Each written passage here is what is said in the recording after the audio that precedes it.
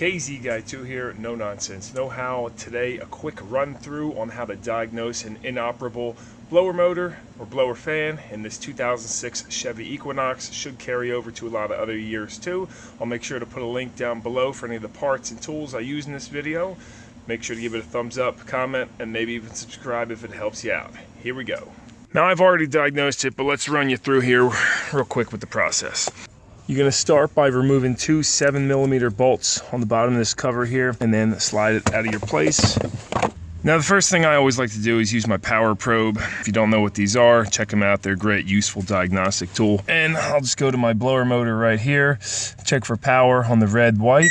Okay, boom, got power. And if the windings are good in the motor, I should have power on purple too. Look at that, I do. But the purple is going to be my ground side, so if I ground that purple, the fan should come on. Boom, fan comes on, so we know the fan's good. Now, if you don't have a power on this red white, you got to go and check your fuse box, fuse diagram. You got to make sure you're getting 12 volts from the battery to this wire. If that's all good, move over to the blower resistor right here and pull on this clip here and then slide this connection off of here. Now mine was really tight on there because look at that, we got a burnt pin, and I see this on so many vehicles all the time. It's like they have to upgrade these the pins on these or the wiring or something, because I mean, you know, this blower draws a lot of current.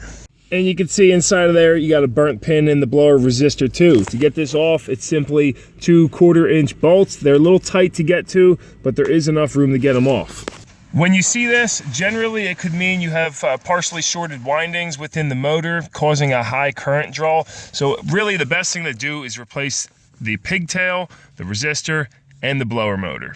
But I have in the past plenty of times just replaced these two components and not the blower and been completely fine. If you really want to get crazy with it, go ahead and put an amp clamp on it or an ammeter in between.